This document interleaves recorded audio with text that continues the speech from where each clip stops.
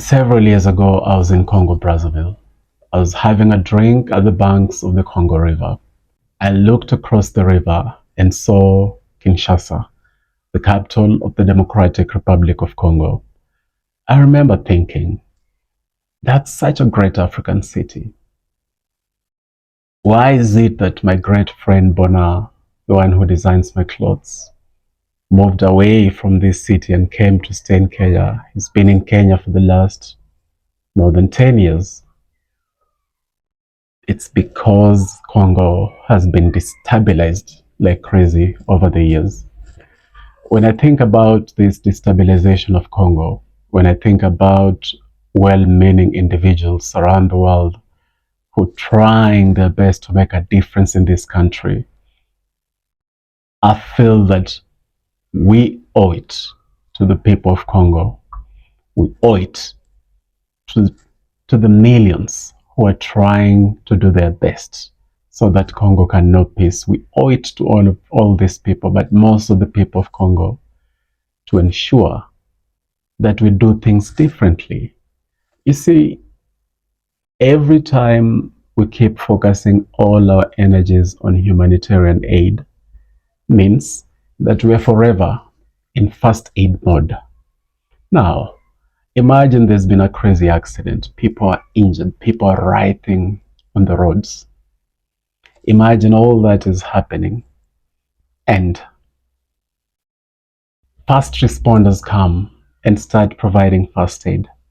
But there are zero plans of providing first aid as you take these people to hospital. You know what's going to happen? These people will die. They will die because first aid can only take you so far. People need operations in theater rooms. People need comprehensive medical care. And all that cannot be provided at the roadside. First aid can be provided, but it should always be something temporary. In the case of Congo, we have been in first aid mode for the last 20, 30 years. And this has to stop. We've got to provide the first aid of humanitarian aid as we rebuild Congo, as we put in place legislation, not just in Congo, but at the African Union, at the United Nations, to ensure that the root causes of Congo's problems are rooted out, are fully tackled.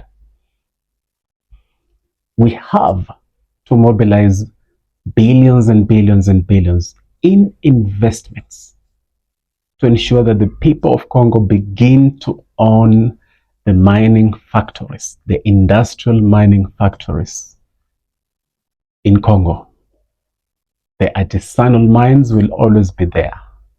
People will keep working in these artisanal mines in slave-like conditions if these same people do not begin to own industrial mines. I know you may be quick to tell me, hey, that's not possible. Where have you seen this happening? Which is why I said we have to do things differently. In the grand arc of history, a time always comes when people must do things differently. Who says that if things have always been done this way, they always have to be done that way? We must be the generation that begins to normalize people ownership of industrial mines. The intricacies and the details of how exactly that will happen is something that can always be worked out, partly with the experience and partly with what it takes to even put up such an industrial mine.